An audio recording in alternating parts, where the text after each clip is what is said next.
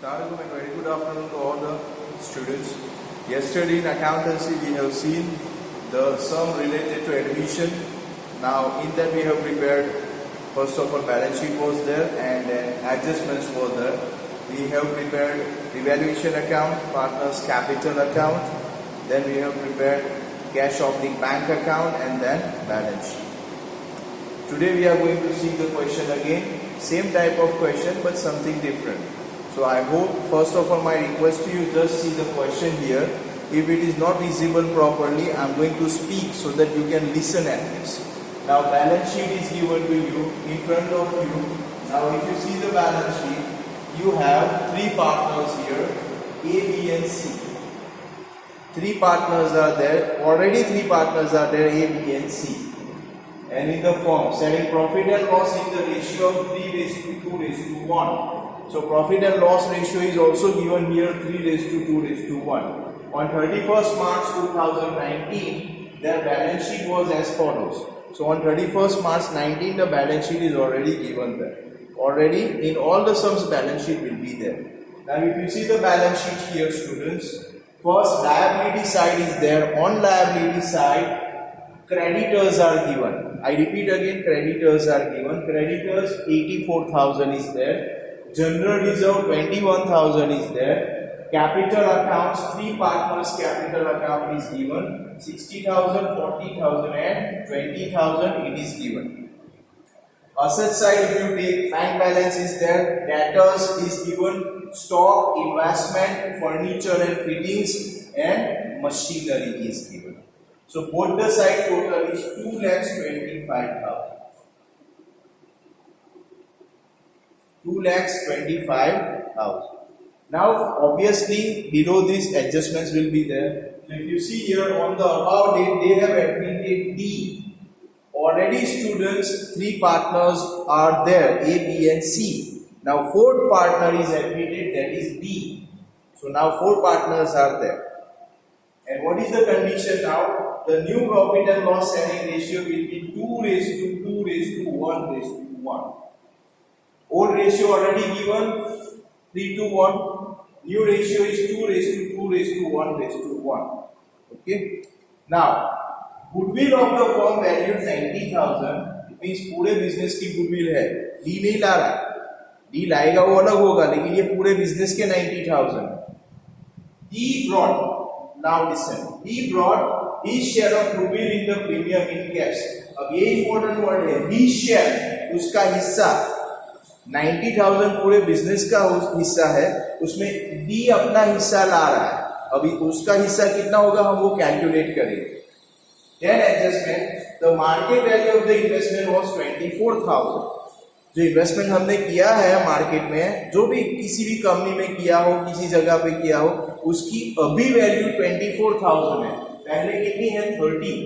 इतना, इसका मतलब है इन्वेस्टमेंट की वैल्यू कम हो गई. It's effectively our loss. Then machinery will be valued 29,000. यहाँ machinery will be reduced to 29,000. यानी मशीनरी को 29,000 तक कम करना है. 29,000 कम नहीं कर देने. मशीनरी गिवन here 35 में से 29 माइनस नहीं होंगे, 29 तक माइनस करना है. यानी 35 माइनस 6 तो 29 होंगे. Then creditors of 3,000 was not likely to claim the amount. यानी creditors जो है वो 3,000 rupees लेने के लिए ना बोल रहे हैं, मतलब effectively they said that we are not ready to take, we don't want to take. इसका मतलब ये हमारा बेनिफिट है, डिस्काउंट है हमारे लिए. सपोज किसी को मुझे पैसे देने हैं 5,000, वो बोल रहा है आप 2,000 मत देना, तो मेरे लिए तो फायदा हुआ. So that's what I mean to say. He will bring proportionate capital. अब ये भी इम्पोर्टेंट है. He proportionate capital लाएगा. कितने पैसे लाएगा वो यहाँ नहीं बोला है, पर proportion में लाएगा. So as to give his 1/6 share in the profit. यानी अपने हिस्से के हिसाब से डी बिजनेस में कैपिटल लाएगा. तो इसका भी हमें कैलकुलेशन करना पड़ेगा. Now students, I am going to show you the solution also. मैं आपको solution भी दिखा रहा हूँ. पहले जब हम करते हैं तो पहले अकाउंट्स बनाना पड़ेगा. Revaluation account, partners capital account, cash oblique bank, ये कंपल्सरी नहीं है, बनाओ तो चलेगा, ना बनाओ तो भी चलेगा. Balance sheet also you have to prepare. Now on the basis of this information we are going to see the solution. पहले हम लिखते हैं स्टूडेंट्स कैपिटल. पार्टनर्स की जो कैपिटल है वो हम लिखते हैं पहले. अकाउंट्स तो ऑलरेडी प्रिपेयर कर लिए हैं हमने, उसके बाद हम पहले क्या लिखते हैं, पार्टनर्स कैपिटल. अब देखिए आप स्टूडेंट्स, पार्टनर्स की कैपिटल है A, B and C, 60, 40 and 20. 60,000, 40,000 and 20,000. ये तीनों की कैपिटल है A, B and C. तो नाउ वी सी. देखो स्टूडेंट्स,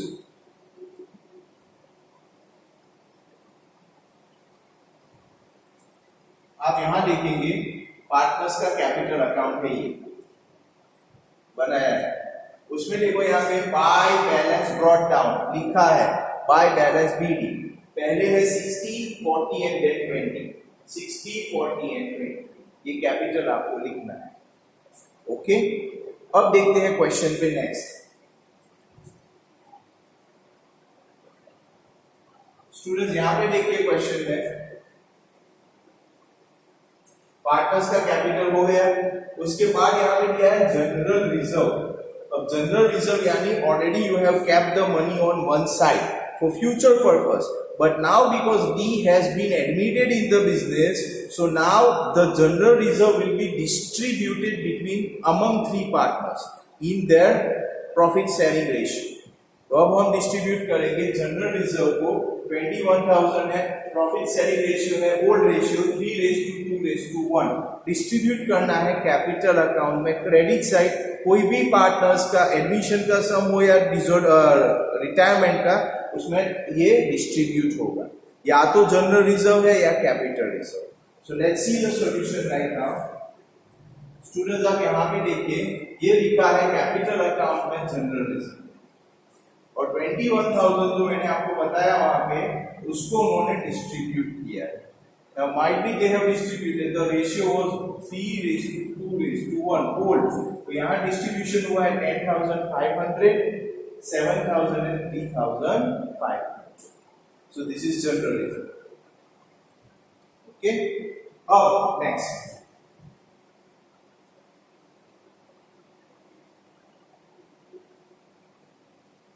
ये हो गया जनरल रिजर्व, हो गया क्रेडिटर्स.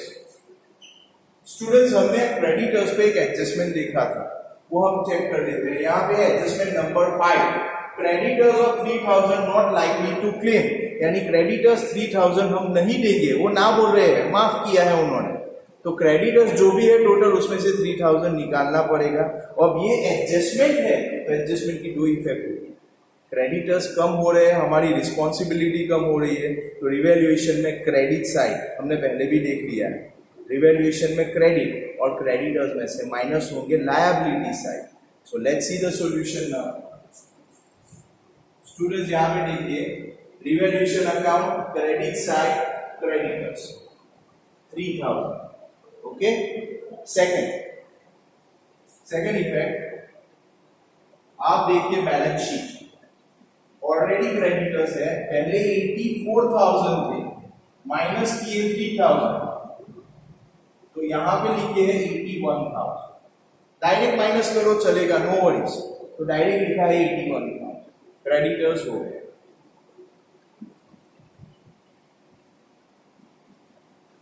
नाउ स्टूडेंट्स नेक्स्ट, यहां हमने कैपिटल किया, जनरल रिजर्व भी किया, क्रेडिटर्स भी हो गया. अब असेट साइड पे देखते हैं. पहले है बैंक. तो बैंक के लिए अगर आप अकाउंट बनाते हैं तो बेटर है, नहीं बनाते हैं तो आपको रिकॉर्ड रखना पड़ेगा. तो मैं यहाँ पे अगर अकाउंट नहीं बना रहे हैं तो बैंक के डेबिट साइड पे, बैंक हमेशा डेबिट बैलेंस होता है, तो ये डेबिट में है 17,000. तो मैं यहाँ पे लिख रहा हूँ एक साइड पे 17,000 डेबिट बैलेंस बैंक का.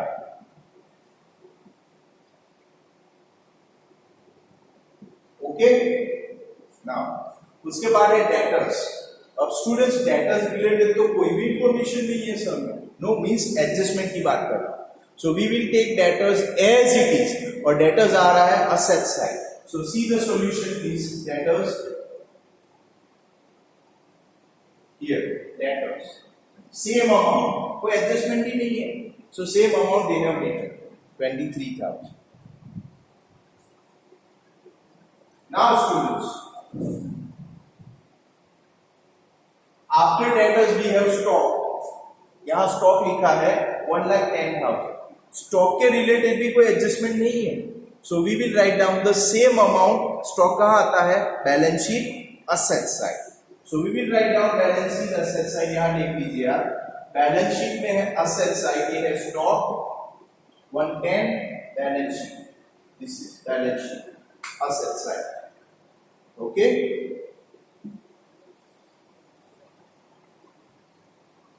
नाउ आगे देखिए. स्टॉक के बाद है इन्वेस्टमेंट. यहां लिखा है इन्वेस्टमेंट 30,000 और इन्वेस्टमेंट पे एडजस्टमेंट है. Adjustment number 3. Investment market value 24,000.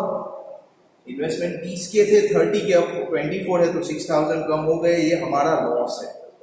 अरे सिंपल है, आपको एक कंपनी में इन्वेस्ट किए हैं 30, अब उसकी वैल्यू 24,000 है तो लॉस हुआ ना 6,000.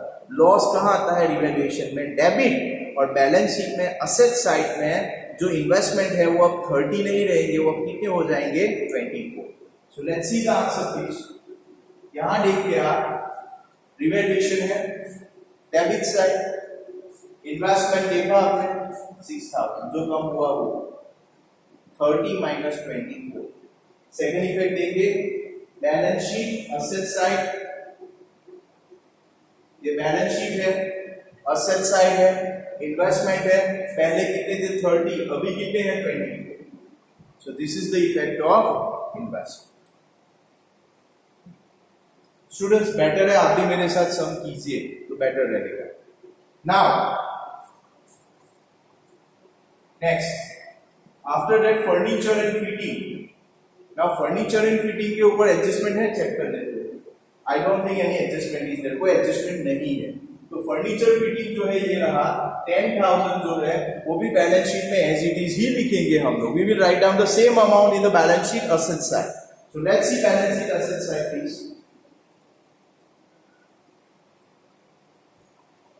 Furniture and fitting 10,000, no change because कोई एडजस्टमेंट ही नहीं है.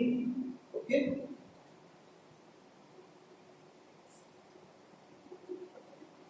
नाउ नेक्स्ट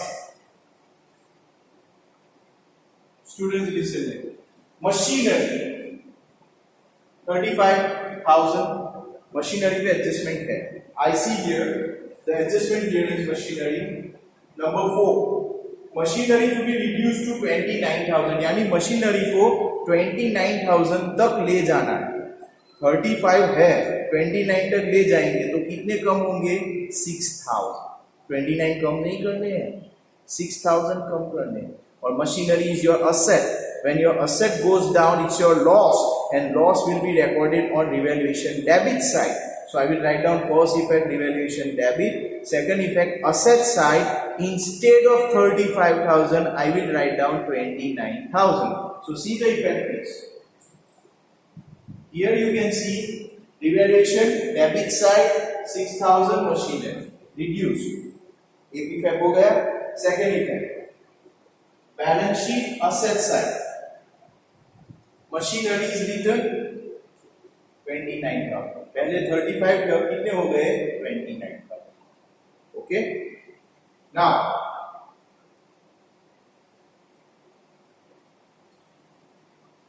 बैलेंस शीट तो खत्म हो गई पूरी. We have discuss everything in balance sheet.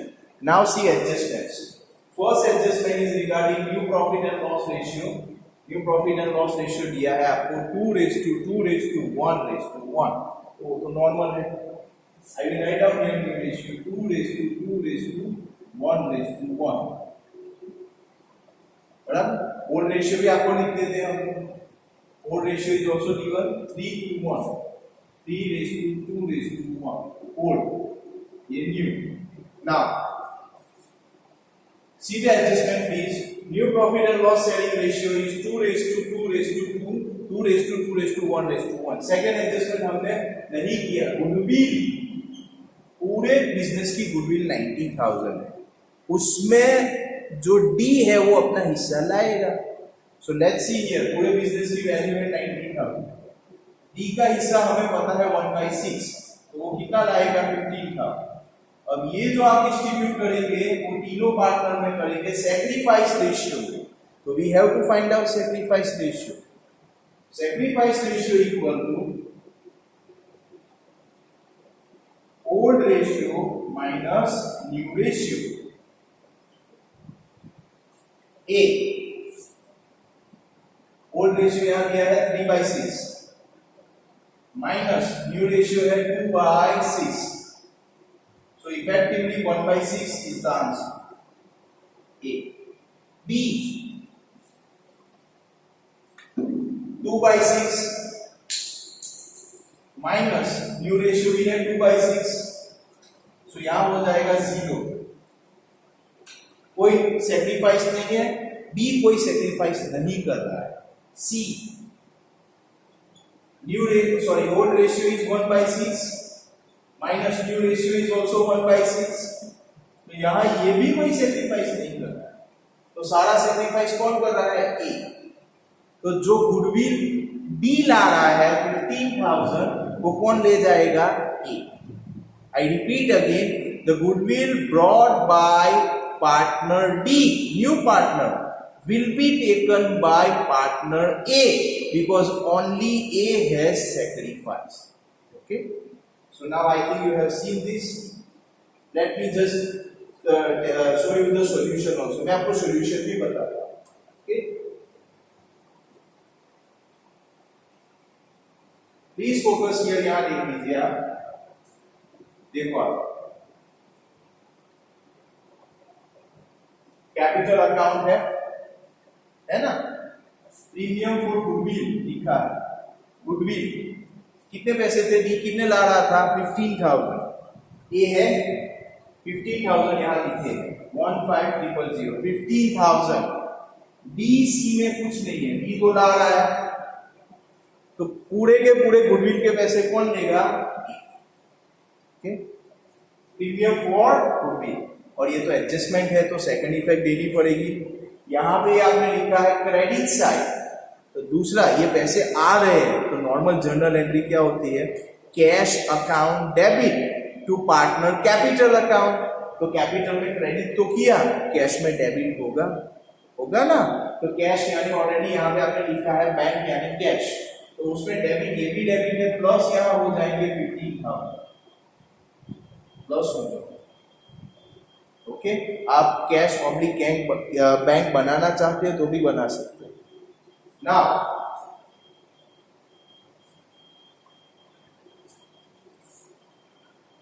Next adjustment,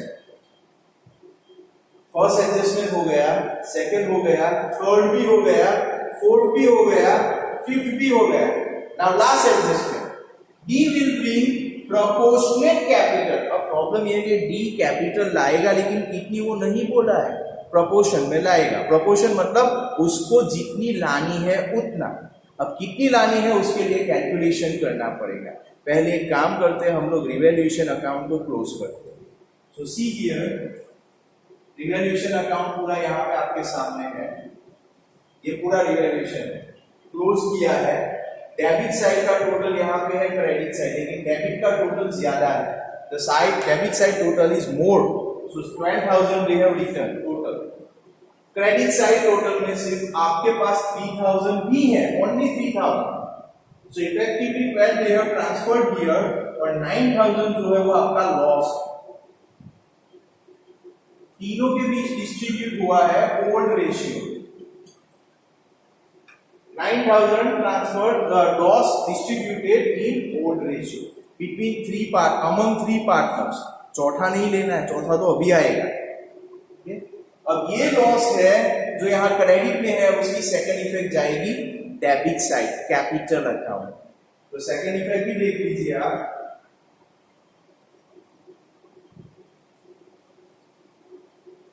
ये है कैपिटल अकाउंट, वो लॉस था, वहां से यहां लाए, ये देखो रिवैल्यूएशन अकाउंट 4500, 3000 एंड 1500, ये लॉस है जो हम रिवैल्यूएशन में से लाए। ओके, अब हम क्लोज करेंगे कैपिटल। कैपिटल में याद रखना है डी को क्लोज नहीं करना है, क्योंकि डी तो अभी कैपिटल कितनी लाएगा वो पता नहीं है। So we just close the existing partner. So A का टोटल है 85,500 टोटल, बी का टोटल है 47,000, सी का टोटल है 23,500। डी हम अभी डिस्कस नहीं कर रहे हैं, वो बाद में करेंगे। Same total because the credit side total is more, so same total will be transferred to debit side, same total. This we will not discuss, अभी डिस्कस नहीं करेंगे। Now अगर आप डेबिट में देखेंगे तो सिर्फ यही अमाउंट है 4500, 3000 और 1500, तो वो माइनस करेंगे अगर टोटल में से तो बचेंगे ये 81,000, 44,000, 22,000। This we will not discuss, अभी डिस्कस नहीं करेंगे, बाद में समझा। तो ये बचता है आपका। अब समझो डी कितना कैपिटल ला रहा है वो ढूंढना है, तो इसके लिए वर्किंग निकालना है। पहले मैं काम करता हूं, ये जो पैसे हैं 81,000, 44,000 जो बैलेंस आया है वो, और 22,000 ये साइड पे लिख देता हूं। ये बैलेंस आया है कैपिटल में, बैलेंस। ओके,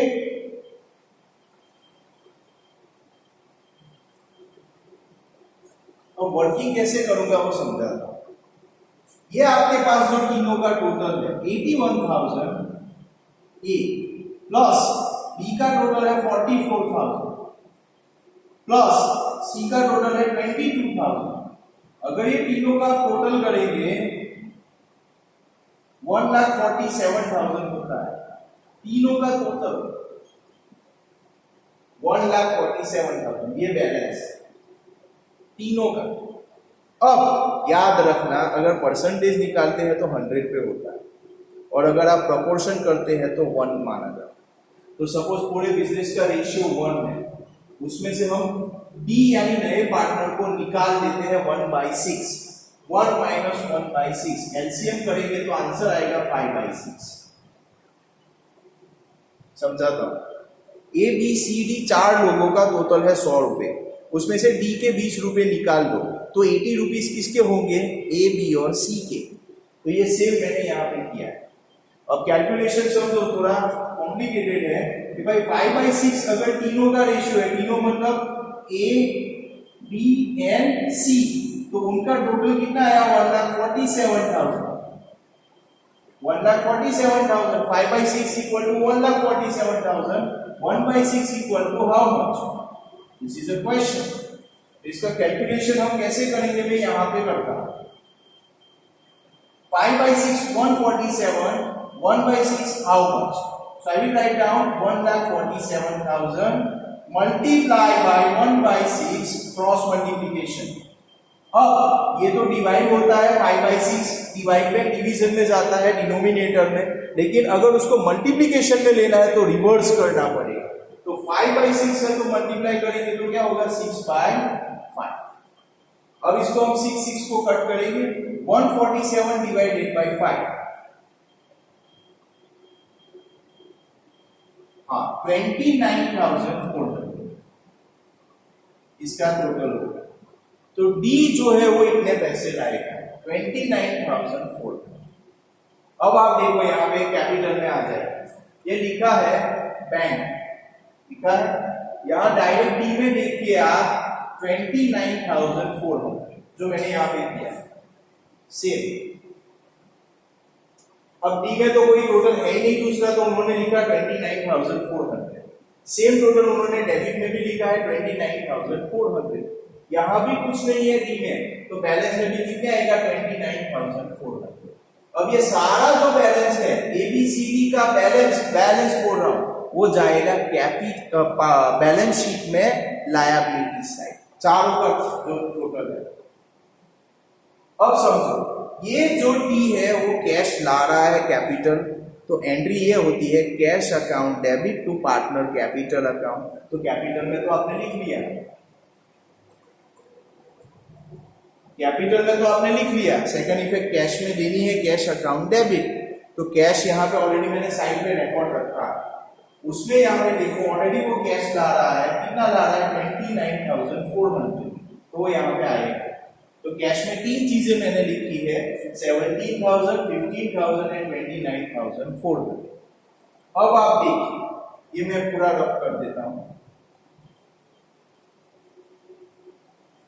अब आपको आइडिया आ गया होगा कि कैपिटल अकाउंट तो क्लोज हो गया।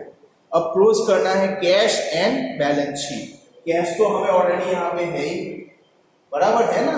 बैलेंस शीट देखते हैं, तो बैलेंस शीट देखो यहाँ पे जो पार्टनर्स की कैपिटल थी, देखो 81,081 balance sheet asset liability side, B का भी जो 44, सी का 22, डी का हमने कैलकुलेशन किया है 29,400 कैपिटल को मैंने लिखा है, देखो यार।